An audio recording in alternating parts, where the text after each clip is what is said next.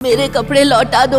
सब लोग मुझ पे हंस रहे हैं। मैं फिर कभी शक्ति स्तंभ मुकाबले में नहीं जाऊंगा। सनी के सामने 20 साल का लड़का गिड़गिड़ा रहा था और लोग उस पर हंस रहे थे। तुम्हें क्या लगा रक्षा अकेडमी आते ही तुम खिलाड़ी बन जाओगे? तुम्हें पहले मुझसे मुकाबला करना पड़ेगा। तभी लोगों में से एक आवाज गूंजी, मैं करूंगा तुमसे मुकाबला। सभी लोगों की नजर उस आवाज को ढूंढ रही थी। तभी भीड़ में से 18 साल का लड़का सामने आया। वो मैसेडोनिया शहर के शक्तिशाली शौर्य दल के लीडर का बेटा ध्रुव था, जिसे देखकर सनी जोर से हंसने लगा। बाकी लोग भी हंसने लगे। अरे ये तो इस साम्राज्य के होने वाले भावी सम्राट शक्ति शिरोमणि राजकुमार ध्रुव हैं। इसकी मंगेतर ने भरे दरबार में शादी तोड़कर इसकी हड्डियां तोड़ने की बात की है और ये मुझसे लड़ेगा। ऐसा क्या हुआ था ध्रुव के साथ? क्यों सब हंस रहे थे ध्रुव को देखकर? 2 महीने पहले ध्रुव की मंगेतर लारा जयान ने शौर्य महल के भरे दरबार में हंगामा खड़ा कर दिया था। तुम इतने बड़े फट्टू निकलोगे ये मैंने सोचा नहीं था। एक काम करो, आज से हाथों में ये चूड़ियां पहनो। तमीज से बात करो लारा, तुम मेरे राज दरबार में खड़ी हो, इसका ख्याल रखना।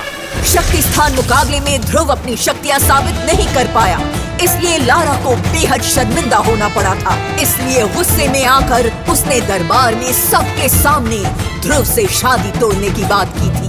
मैंने तो दादाजी से सुना था कि तुम्हारे पैदा होने के बाद महाराज अरेंद्र ने सबको मिठाइयाँ बांटी थी, क्योंकि किसी हकीम ने बताया था कि भविष्य में तुम शक्तिशाली योद्धा बनोगे। लारा की बात सुनकर अरेंद्र ने शर्म से अपना सिर नीचे झुका दिया। महाराज अरेंद्र, पूरे राज दरबार को बताइए कि आखिर ऐसा क्या हुआ जो ये कमजोर निकम्मा लड़का पैदा हुआ। ध्रुव आप ही का बेटा है ना? लारा के सवाल से पूरा राज दरबार चौंक गया। अब राजा अरेंद्र के सब्र का बांध टूट चुका था। जबान संभाल के लारा। अच्छा तो बताओ ना, क्या ये वही लड़का है जिसके बारे में हकीम ने आपको बताया था? रानी माधवी के पेट में सच में आप ही का बच्चा था या? ऐसी क्या बात बताई थी हकीम ने ध्रुव के बारे में? 18 साल पहले की बात है, जब ध्रुव माँ के पेट में पल रहा था। 18 महीने की गर्भवती? ये कैसे मुमकिन है? ये तो कुदरत के नियमों के खिलाफ है। वैद्य जी, रानी माधवी के पेट में पिछले 18 महीनों से बच्चा पल रहा है। मुझे लगता है कि हमें शहर के जाने माने हकीम को इस बारे में खबर कर देनी चाहिए। अगर ऐसा किया तो पूरे शहर में मेरी और शौर्य साम्राज्य की बदनामी होगी। महाराज, ऐसा कुछ नहीं होगा। मैं हकीम को लेकर आता हूँ। शहर का मशहूर हकीम राज दरबार में रानी को देखने आया। आखिर रानी माधवी का बच्चा पेट से बाहर क्यों नहीं आ रहा? महाराज, ये बच्चा किसी साधारण बच्चे जैसा नहीं है, बाकी बच्चों से काफी अलग है। अलग है मतलब? उसको कोई बीमारी है क्या? कृपया जो कोई भी बात है वो हमें सच बताइए। बच्चे को कोई बीमारी नहीं है, बल्कि आपका ये बच्चा दुनिया पर राज करेगा। हकीम की बात सुनकर पूरा शौर्य दरबार सुन्न हो गया। हकीम क्या बोल रहा था ये किसी के पल्ले नहीं पड़ रहा था। मतलब? हजारों सालों में एक ही नक्षत्र ऐसा होता है जिसमें पूरे ब्रह्मांड में सिर्फ एक ही बच्चा जन्म लेता है। परसों अश्लेषा नक्षत्र की रात ठीक 12 बजे रानी माधवी को एक लड़का होगा और वो बच्चा इतना तेजस्वी होगा कि उसे देखकर आप प्रभावित हो जाएंगे। इस लड़के को हराना किसी के लिए भी मुमकिन नहीं होगा। किसी इंसान के पास नहीं है ऐसी शक्तियां जो इस बच्चे में होंगी, और इसीलिए उसे कोई भी पराजित नहीं कर पाएगा। हकीम की बात सुनकर राजा अरेंद्र के खुशी का ठिकाना नहीं रहा। पर तभी हकीम ने आगे एक बात बताई जिसे सुनकर राजा हैरान रह गया। पर कई हाथियों की ताकत जिस बच्चे में होगी, उसको इस धरती पर लाने के लिए रानी माधवी को बड़ी कीमत चुकानी होगी। हकीम की बात सुन राजा के पैरों तले जमीन खिसक गई थी। कीमत?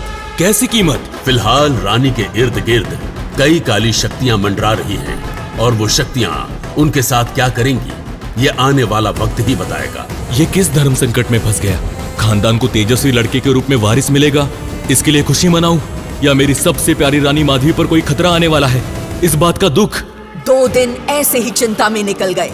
आखिरकार अश्लेषा नक्षत्र की वो रात आ गई। रानी के महल से रानी के चिल्लाने की आवाज शुरू हो गई। महाराज जल्दी चलिए, रानी माधवी की तबीयत अचानक बिगड़ने लगी है। दासी की बात सुनते ही राजा अरेंद्र के होश उड़ गए। उसे तभी हकीम की बताई बात याद आई। राजा दौड़ते हुए रानी के महल में पहुंचे। जैसे ही उन्होंने रानी को देखा, वो हक्का बक्का रह गए। रानी का पेट बड़ा हो गया था।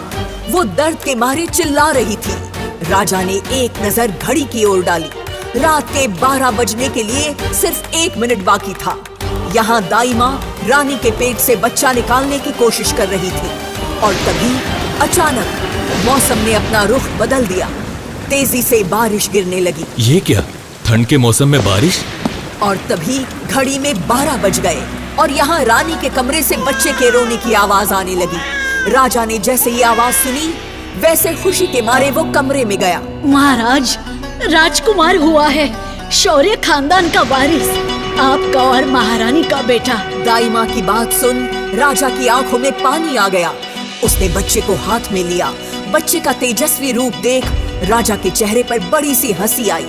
तभी दाई माँ ने कहा, महाराज, ये बच्चा हीरे जैसा चमक रहा है, इसका नाम ध्रुव रखते हैं। ध्रुव नाम राजा को भी पसंद आया। राजा बच्चे को देखने में व्यस्त हो गया और वहाँ रानी माधवी अचानक कहीं गायब हो गई, क्योंकि ठीक 12 बजे काली शक्तियाँ जागृत हो गई थी। हाथ में बच्चा लेकर राजा रानी की ओर मुड़ा और उसके होश उड़ गए। सारी दासियाँ दाई माँ रानी को ढूंढने लगी, पर रानी कहीं नहीं मिली। और तभी पीछे से उसी हकीम की आवाज आई। इस तेजस्वी बच्चे ने काली शक्तियों से खुद को तो बचा लिया, पर अपनी माँ को नहीं बचा पाया। काली शक्तियों ने अपना काला जादू रानी माधवी पर इस्तेमाल कर दिया। रानी माधवी जिंदा है या मर गई, उसके साथ आखिर क्या हुआ, ये बात एक राज बनकर रह गई। पर जिस जगह ध्रुव का जन्म हुआ वहाँ रानी की अंगूठी राजा अरेंद्र को मिली और वो अंगूठी राजा ने ध्रुव को रानी के आशीर्वाद के रूप में पहना दी। और हकीम के कहे अनुसार कुछ समय में ध्रुव पूरे ओहान साम्राज्य का सबसे शक्तिशाली योद्धा बन गया और राजा अरेंद्र के बाद गद्दी का वारिस। लेकिन ये बात अरेंद्र के सेनापति और चचेरे भाई भैरवा को रास नहीं आई, इसलिए भैरवा ने गद्दी के लालच में एक गंदा खेल खेला। सेनापति भैरवा, तुम्हारी हिम्मत कैसे हुई सिंहासन पर बैठने की? क्या तुम्हें अपनी जान से प्यार नहीं? हिम्मत?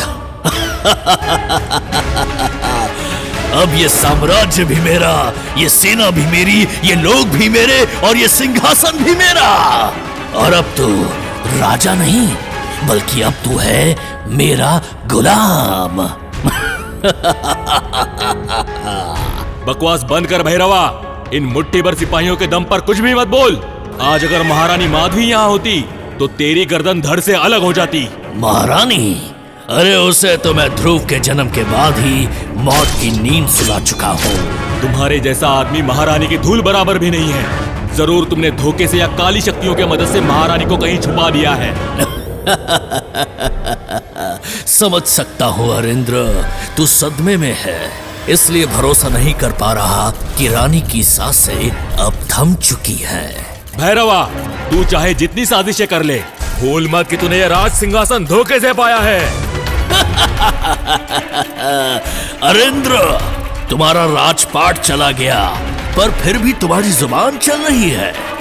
जब मैंने तुम्हारी शक्तिशाली महारानी को मार डाला, जिसके दम पर तुम राजा बने बैठे थे, तो अब तुम मेरा क्या ही कर लोगे? भैरवा, मेरा बेटा ध्रुव अभी जिंदा है।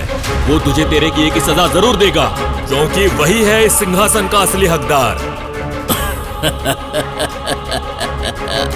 अच्छा, तुम्हारा वो बेटा जो तुम दबाकर जाने कहां भाग गया है, वो मुझे मारेगा?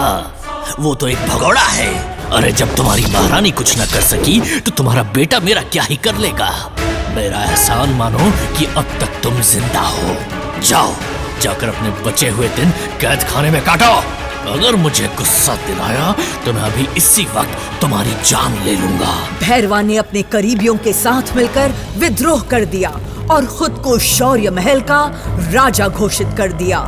जब महारानी के किसी वफादार को भैरवा के धोखे भरे विद्रोह का पता चला तो उसने सबसे पहले ध्रुव को इसकी खबर दी। राजकुमार ध्रुव, आपको जल्द से जल्द मैसेडोनिया छोड़ना होगा। शौर्य महल पर भैरवा ने विद्रोह कर कब्जा कर लिया है और हर एक वफादार का सर एक एक करके धड़ से अलग कर रहा है। क्या बेकार की बातें कर रहे हो? तुम होश में तो हो? मैं जानता हूँ कि आपको इस बात पर विश्वास नहीं होगा, लेकिन यही सच है।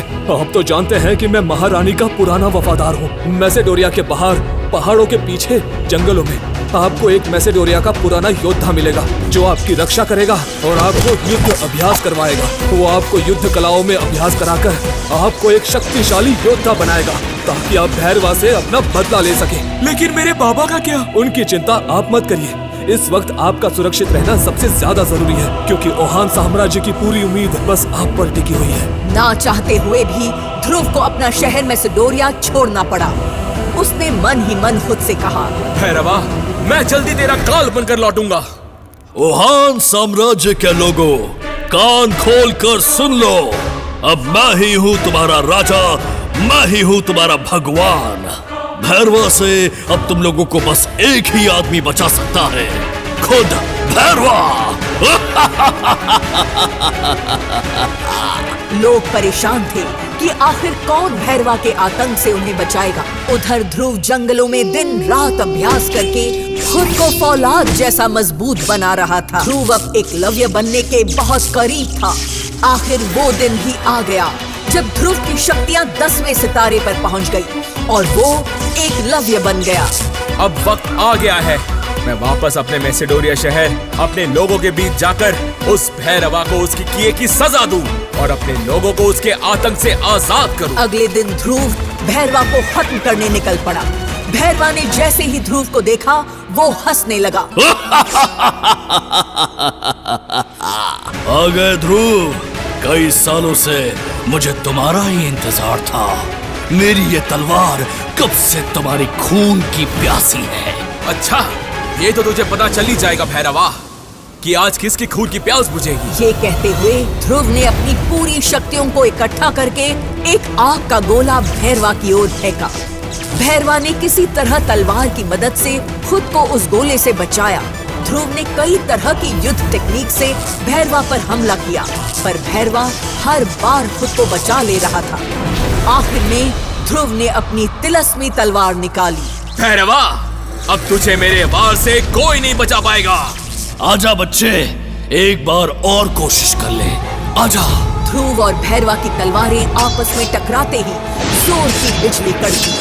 भैरवा ने सपने में भी नहीं सोचा था कि ध्रुव उस पर भारी पड़ेगा। आखिरकार ध्रुव ने भैरवा को मौत के घाट उतार दिया, लेकिन मरते मरते भैरवा ने भी अपनी तलवार को हवा में लहराकर आसमान में बिजली उत्पन्न की और आसमान से वो बिजली ध्रुव की अंगूठी में जा समाई।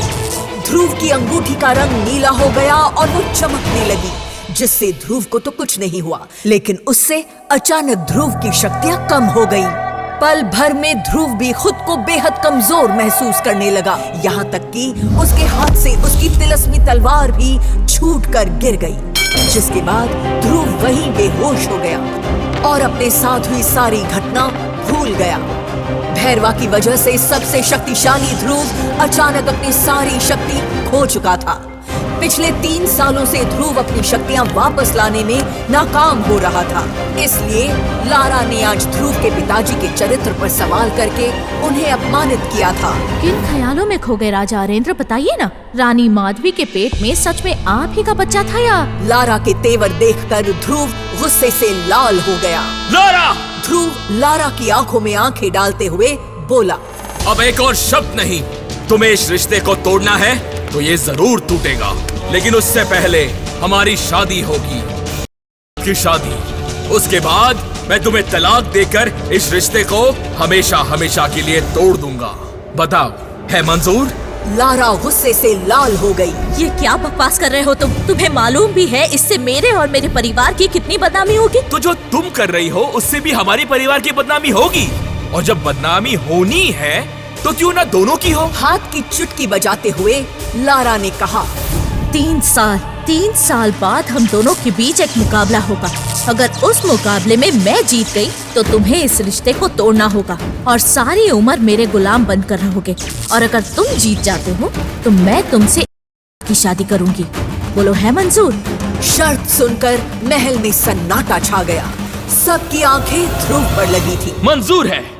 ध्रुव के गुस्से और उसकी आंखों में आत्मविश्वास को देखकर लारा भी एक बार के लिए डर गई और वहां से चली गई। ध्रुव महल से बाहर निकला और वो शहर से बहुत दूर जंगल में बनी अपनी माँ की समाधि के पास पहुंचा। ऐसा क्यों हो रहा है मेरे साथ? मेरी शक्तियाँ कैसी चली गई? इस तरह तो मैं 3 साल के बाद भी लारा से मुकाबला नहीं कर पाऊंगा, और अगर कर भी लिया तो उसे हराऊंगा कैसे? आखिर कैसे? हताश होकर ध्रुव ने अपना सर माँ की समाधि पर रख दिया और रोते हुए कहा, 3 साल बाद सब कुछ खत्म हो जाएगा। अगर मैं अपनी शक्तियाँ वापस हासिल कर ही ना सका तो मुझे लारा का गुलाम बनकर रहना होगा। ऐसा क्या गलत किया है मैंने? कौन से पाप की सजा मिल रही है मुझे? ये कहते हुए ध्रुव अपनी मुट्ठी बंद करके जमीन पर जोर से अपना हाथ पीटने लगा। तभी उसने सुना, ध्रुव, रोना बंद करो। ध्रुव ने इधर उधर देखा, लेकिन वहाँ कोई नहीं था। अपनी अंगूठी में देखो। ध्रुव ने माँ की दी हुई आखिरी निशानी अंगूठी देखी। काले पत्थर की अंगूठी चमक रही थी। अचानक अंगूठी से सफेद धुआं निकलकर एक साए की तरह सामने खड़ा हो गया। कौन हो तुम और मेरी अंगूठी में क्या कर रहे थे? उसकी बात सुनकर वो साया मुस्कुराया और ध्रुव के पास आकर बोला, मेरा नाम विदुर है। मैं कई वर्षों से तुम्हारी अंगूठी में सो रहा था। मैं जानता हूँ कि तुम्हें 3 साल में एकलव्य बनकर तुम्हारी होने वाली बीवी लारा के साथ मुकाबला करना है।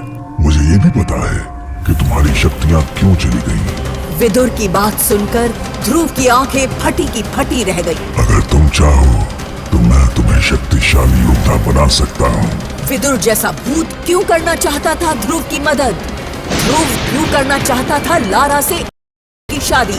क्या विदुर की मदद से ध्रुव बन पाएगा सुपर योद्धा? 3 साल बाद होने वाले मुकाबले में कौन जीतेगा? आगे की कहानी जानने के लिए देखें अगला एपिसोड सिर्फ पॉकेट एफएम के यूट्यूब चैनल पर, और सुपर योद्धा के सारे एपिसोड्स को सुनने के लिए डिस्क्रिप्शन में दी लिंक से डाउनलोड करें पॉकेट एफएम ऐप।